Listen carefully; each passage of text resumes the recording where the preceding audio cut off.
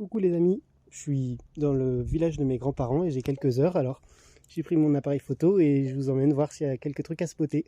Déjà on a un voisin de bon goût qui a sorti deux de ses voitures, une petite Twingo RS Gordini comme daily et derrière, beaucoup plus rare, une cadette cabriolet que j'ai déjà eu l'occasion de spotter d'ailleurs, elle est sur mon compte.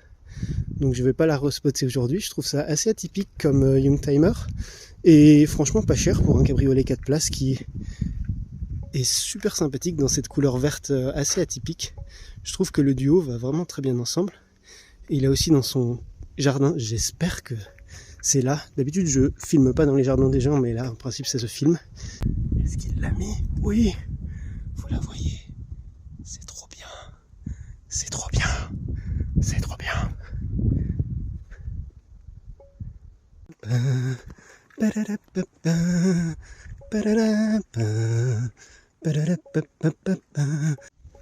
J'aime beaucoup les petites Corse AB comme ça.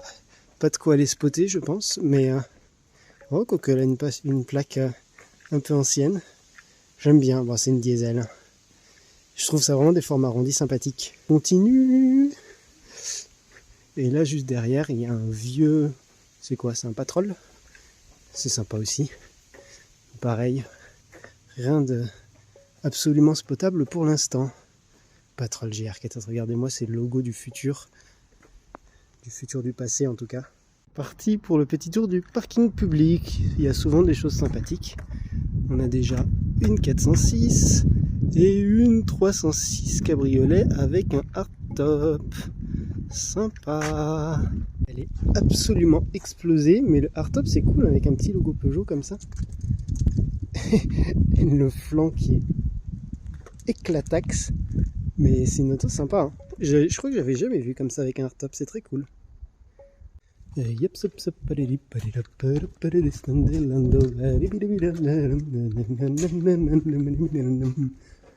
Étage 2, c'est parti, et ça commence plutôt bien. C'est cool. Putain, elle est mortelle aussi. C'est un peu toutes les voitures du sud de la France qui sont comme ça, à vrai dire. Yay! Et juste à côté, une TT Quattro, donc 225 chevaux, avec des vieilles plaques. Et un intérieur, je sais pas si je vais pouvoir vous montrer. Beige. Du coup, j'ai regardé la plaque, c'est une V6. Donc là, V6 190 chevaux versus Quattro 1,8 litre turbo 225 chevaux.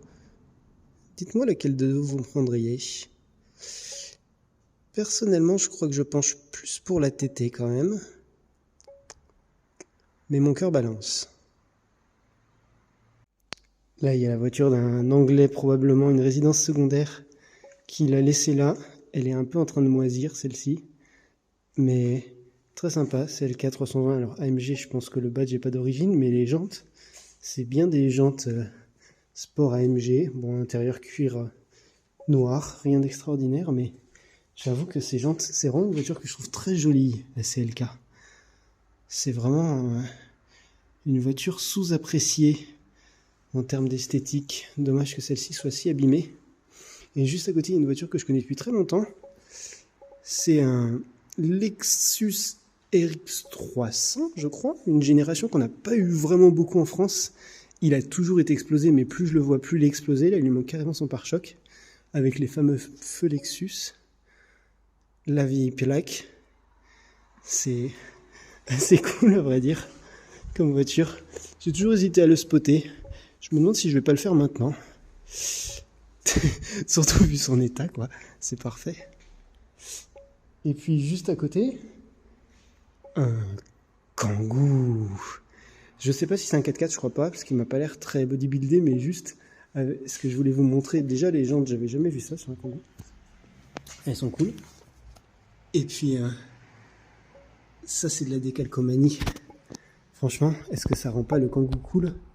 Je vous pose la question, dites-moi. Parti dans l'autre sens. Coucou toi. On a vu pire quand même, hein, comme cadre pour faire du car spotting. Je sais pas vous, mais moi si je pouvais en faire des comme ça tous les jours, ça m'irait très bien. Regardez-moi ça. une Golf R32 rouge, c'est déjà sympathique, et une petite MG ZR juste derrière. On va s'approcher, regarder qu'est-ce qu'elle a comme moteur. Avec un sticker Nürburgring, on pourrait se dire « Oh super, ça va être une cool version ». Eh bien non, c'est un diesel de 115 chevaux. Tant pis, je ne spotterai pas celle-là, même si c'est assez rare. Je pense pas qu'elle ait énormément de succès. En revanche, ça c'est cool. Très cool. Bon, de toute manière, c'était impossible de prendre assez de recul pour prendre en photo la MG. Donc j'ai pris en photo la Golf, il y a beaucoup de contraste, donc c'est un petit peu galère de faire des photos, mais j'ai réussi à faire quand même une jolie lumière de l'avant, donc je pense que ça fera au moins une belle photo. Et en fait, elle est complètement à l'abandon. J'avais pas vu, mais les pneus ils sont tous dégonflés. Elle est complètement à plat. Et c'est le pays des Golfs, parce que une Golf, 2 Golfs. J'arrive à la vraie raison pour laquelle je suis parti en car spotting cet après-midi. Je suis passé devant tout à l'heure. Regardez-moi ça. Doug de Moreau l'a rendu cool. Mais elle l'était déjà avant. Regardez-moi cette couleur du futur. C'est trop bien. C'est une avant-garde en plus. Bon, c'était légèrement gênant de prendre des photos parce que il y a le feu rouge pour l'entrée du village littéralement juste ici et il y avait des voitures. Mais putain, j'en peux plus de cette couleur violet-rose là. Je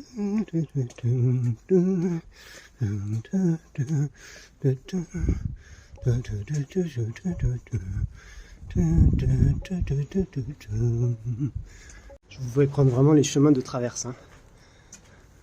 Franchement, il n'y avait rien de fou jusqu'à ce que il y ait cette Fiesta avec une couleur assez cool, métallisée vert bleu qui change. Et ces enjoliveurs, dommage il n'y en reste plus qu'un seul. C'est les années 90 à fond là.